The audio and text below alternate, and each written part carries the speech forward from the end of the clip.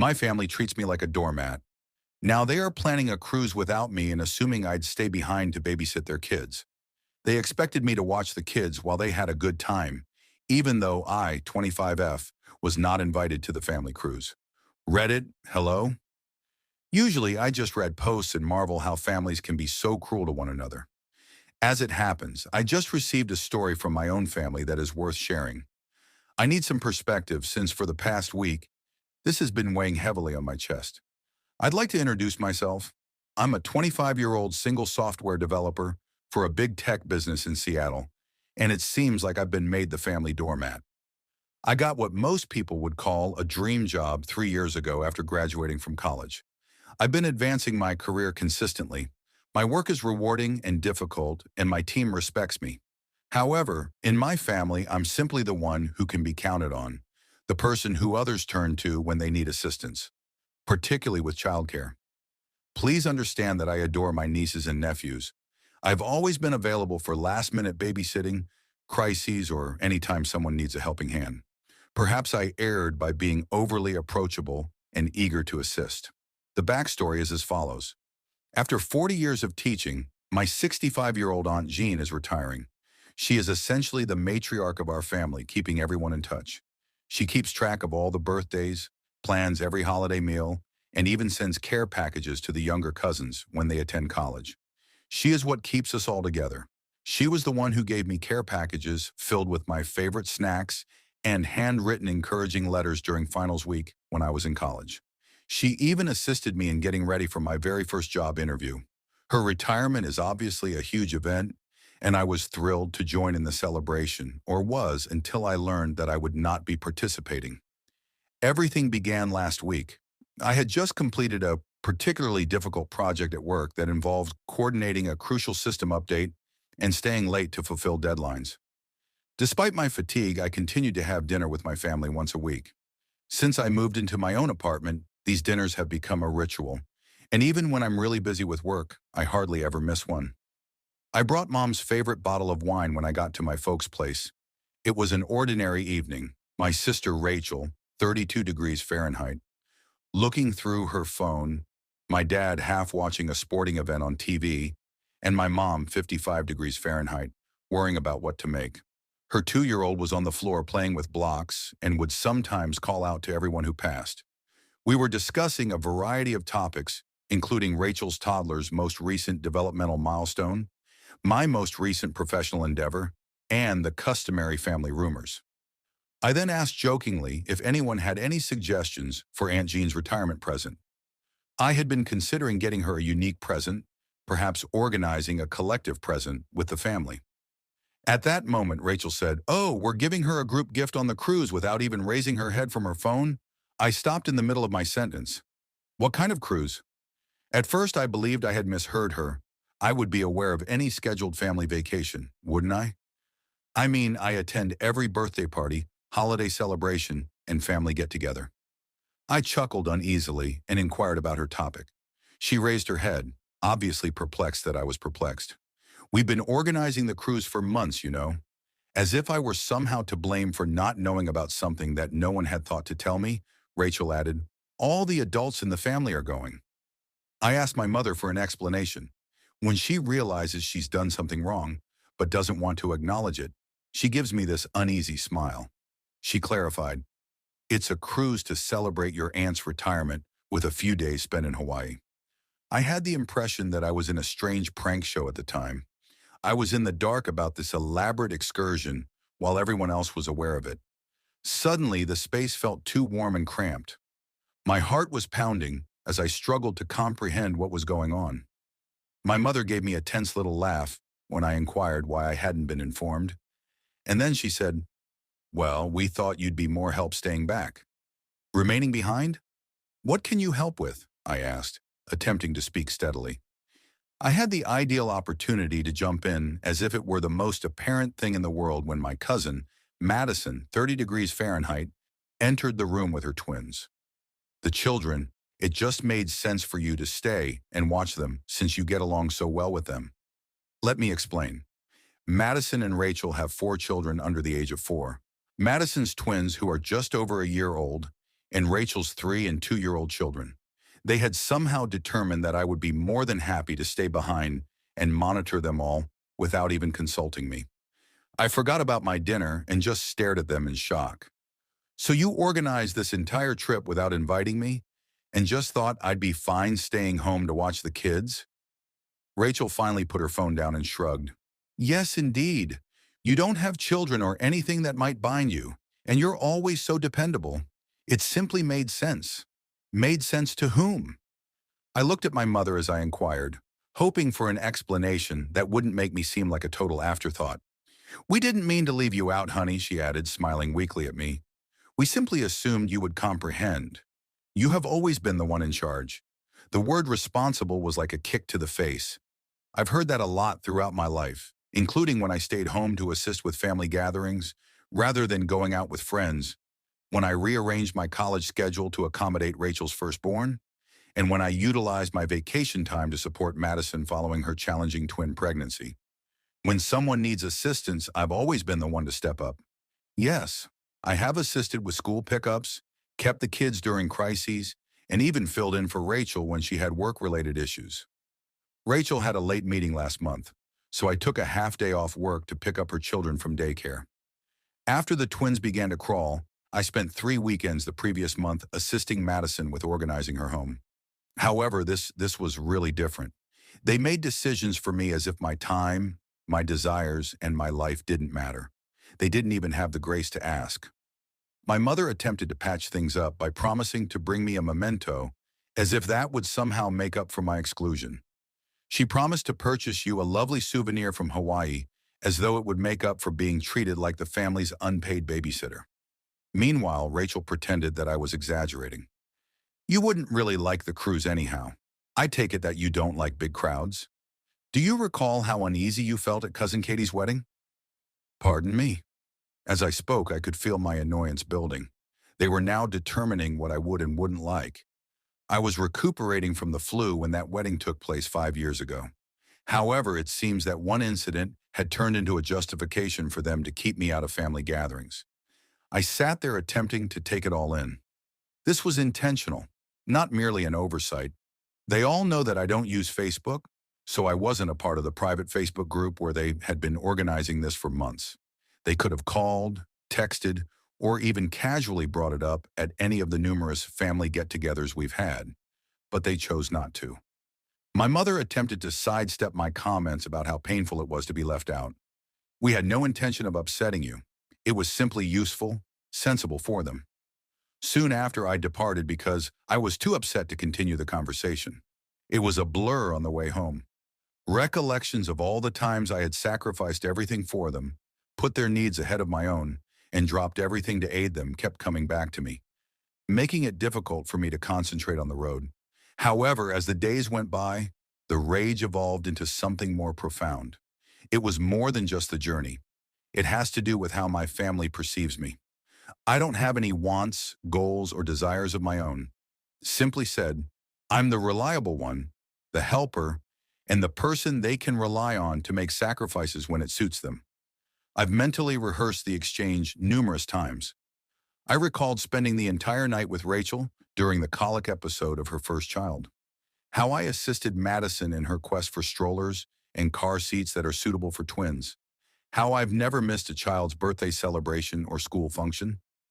As I gave it more attention, I came to the conclusion that this wasn't an isolated incident. They have always treated me in this manner. I didn't even realize how frequently my family took advantage of me because I was so ready to support and assist them. But I'm done this time. I'm not sure how I'll deal with this in the future, but I'm definitely not going to stay behind to watch the kids, not now. Reddit, what are your thoughts? Have you ever found yourself in a comparable circumstance? I'll keep you informed as events develop. First update. Hello, everyone. I appreciate all of your encouraging remarks in my earlier post. In the last few days, a lot has transpired, and I must disclose how things have gotten out of hand. I made the decision to make one final attempt to get on the trip after reading your remarks. In the hopes that we could arrange something, I texted my sister Rachel to inquire about going on the trip. Sorry, the cruise is sold out, was her irate reply.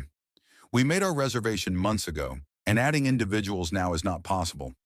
I informed her that I would be prepared to reserve my own cabin independently, even if it meant traveling to Hawaii on my own to meet them there, or staying on a different deck.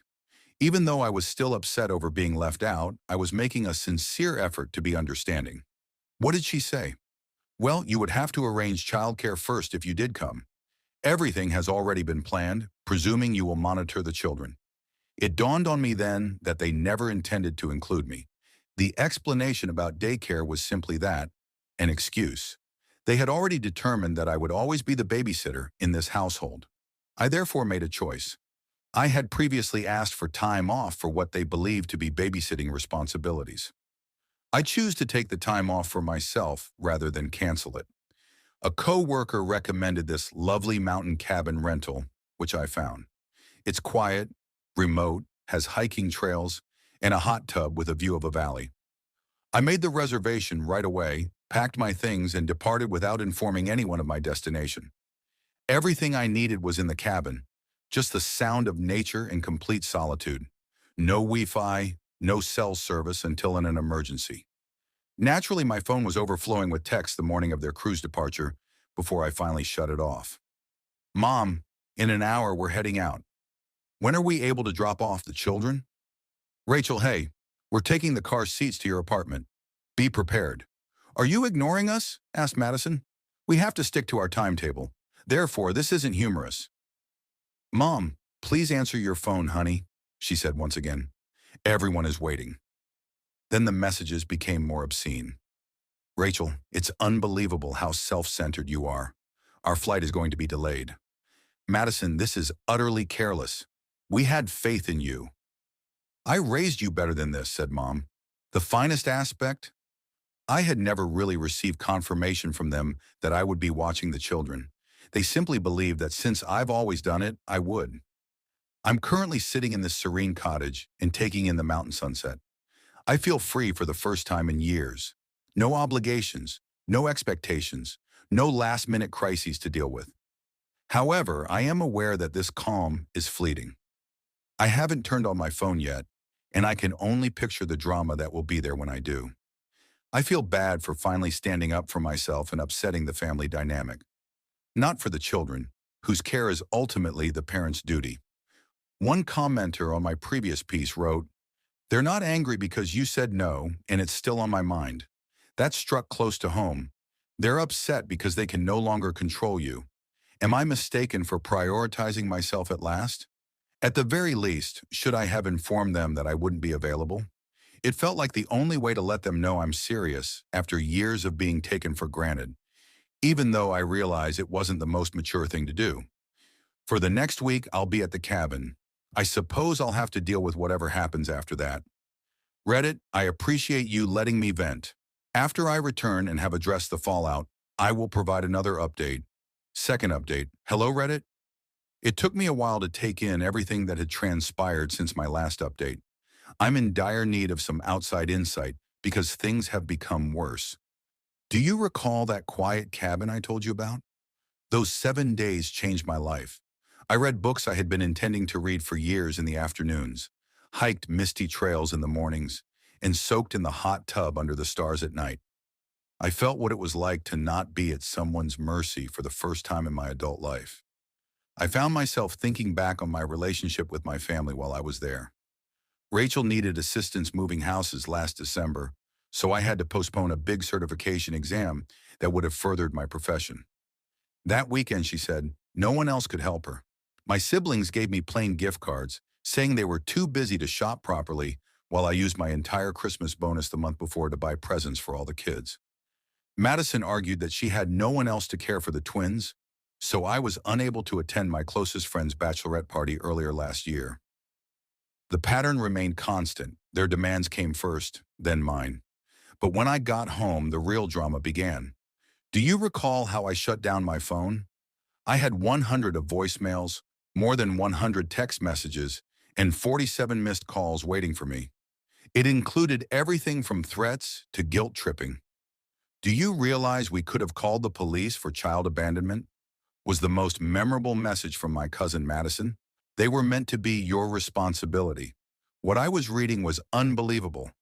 You never agreed to watch children, So how can you leave them? I wanted to handle this ridiculous threat, so I contacted her back right away.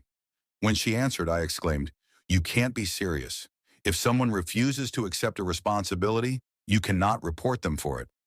She gave a frightening reaction. "You were the reason we had to postpone our entire trip. Are you aware of the amount of money we lost? You were meant to be with the children, assumed to be." By whom I retorted I was never asked. "You all made the decision for me." She continued talking about my responsibilities to my family and how I had failed them. She then revealed yet another shocking revelation. "I've already spoken with my legal pal. What you did can be regarded as careless." I lost it at that point. "Your lawyer buddy needs to advise you that before accusing someone of ignoring a duty, you must obtain their real consent. I have no formal authority to make medical choices for your children, and my apartment isn't even childproofed. Have you considered that?" She ended the call. Then Rachel's flurry of messages arrived. It seems that she was so stressed that she was only able to enjoy half of the cruise and had to leave her children with a neighbor. She wrote, "You've ruined Aunt Jean's retirement celebration completely. You chose to be selfish, which affected everyone's trip. All of this came at an especially difficult time because, just last month, none of my family members were available to drive me home from a minor medical procedure. Madison was preoccupied with her daily schedule, and Rachel had an important hair appointment. In the end, I had to pay for a ride-sharing service." Although more subdued, my mother's strategy was just as deceptive. Presumably assuming I couldn't avoid her at work, she called me. Her voice was brimming with disappointment as she started, "Your sister had to cut her trip short. Madison's non-refundable reservations cost them $100. Do you truly want to be this person?" I inhaled deeply before answering. "Mom, is this more about what you all want me to be, or about what I want to be?" "What is the intended meaning of that?" she inquired. "It indicates that I'm sick of being used as the family's unpaid babysitter. None of you even take into consideration the fact that I have my own life, work, and aspirations." She emphasized, "We are family. Families support one another. Mom, help is something that is freely given. You're referring to obligation here. In addition, when was the last time I received assistance from any member of this family?" The ensuing stillness was telling. The intriguing part, though, is that my sister chose to make this public. On Facebook, she has been making ambiguous and hostile status updates about toxic family members and others who don't respect family values. The irony is that our extended family members are making comments like, "Some people forget where they came from, and blood is thicker than water." I was initially turned away from the family cruise by these same individuals. My cousin even went so far as to email me a detailed list of all the fees they incurred due to my selfish behavior, including additional daycare charges, travel changes, and cruise tickets. She is requesting that I pay them back because presumably their careless planning has made me financially liable. A friend of mine who is illegal, not simply a buddy who knows a lawyer, burst out laughing when I showed her these messages.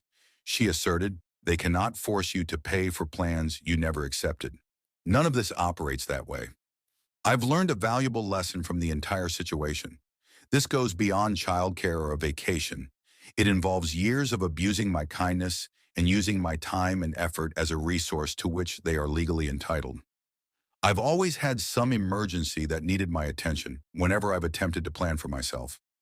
Rachel had joined a book club, so last spring when I wanted to take a photography class, I ended up spending those evenings watching the kids. This summer, Madison needed assistance with the twins when her husband was gone on business, so I had to postpone our planned weekend getaway with friends. To help me deal with all of this, I've started going to a therapist. She noted that my family's response, the threats, the humiliation in front of others, and the financial demands are all indications that someone they're used to controlling is losing control. Aunt Jean has been the sole bright point in all of this. I was moved to tears by her remarks when she called me yesterday. "I had no idea they excluded you like this. I would have stopped it right away if I had known. Family isn't meant to be like this." However, even her encouragement cannot make up for the hurt I feel when I realize how my family truly views me. I'm their safety net, their backup plan, and their free babysitting service, not their sister, daughter, or cousin. Going forward, I know I must establish clear boundaries, but I'm having trouble figuring out what those boundaries should entail. There's a part of me that wants to stop communicating altogether, at least temporarily. Even thinking about that makes another area feel bad. Reddit, what are your thoughts? With family members that don't even grasp the idea of boundaries, how can you set them? Have any of you had a similar situation?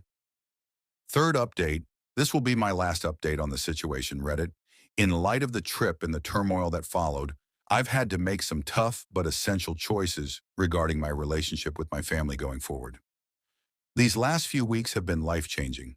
Now that I'm not always on call for family problems, my professional life has dramatically transformed. I am now in charge of a significant project. Last week, my manager even took me aside and remarked, "You seem like a completely different person. Your energy and focus have significantly increased." Until they were gone, I was unaware of how much my family responsibilities were impeding my career. I finally had the chat I had been dreading last night. I gave my mother a call. Since I still adore her in spite of everything, I knew she would be the most difficult to deal with. However, love is insufficient to excuse their treatment of me. Her voice was instantly eager as she responded. "I'm so happy you phoned, honey. Let's move on from this, shall we?" "I want to stop fighting now," I said in a firm voice. "Mom, this isn't a fight. This is my way of telling you that I need a lot of space." "What is meant by that?" Her voice changed from one of hope to one of worry. "It implies that I can't continue in this manner. I can't be a part of a family that doesn't respect me even though I love you. Whenever I attempt to defend myself, I encounter manipulation, accusations, and guilt tripping. A few weeks ago, I would have been devastated when she began to cry. So what? Are you simply going to leave me? From your sister? From everybody? Yes, if that's what it takes to keep my peace." From there, the discussion took a turn for the worse. She employed all of her strategies, including money manipulation, remember who helped with your first apartment deposit, guilt about the children. They ask about their aunt every day, and even bringing up dad's health. This stress isn't good for his heart. The most painful part was when she mentioned my early years. She said, "I gave up everything for you. To raise you, I put my career on hold." I didn't miss the irony of her exploiting her own decisions to blame me for mine, but I held my ground for the first time. I clarified that although I would continue to send birthday cards to the children, I would require total separation from the family's adults for the foreseeable future. "What is the foreseeable future duration?" she insisted. "For however long it takes for me to recover and for everyone to realize that I'm more than just the family's babysitter." She ended the call. Instead of feeling sad as I had anticipated, I felt lighter. I adopted a more straightforward strategy with my sister and cousin. I disabled their social media profiles and phone numbers. I went through all of the family group conversations on my phone and unsubscribed. In addition to unfollowing them on social media, I modified my email filters so that their messages are sent to a different folder that I may review whenever I'm ready. There has been a noticeable shift in my day-to-day existence. I used to be so worried about missing an emergency call from my sister or cousin that I would continuously check my phone. My phone isn't tied to incessant demands from my family anymore. It's just a phone. I've begun taking back my weekends. I joined a local hiking club last Saturday to tackle a strenuous trail that I've always wanted to experience.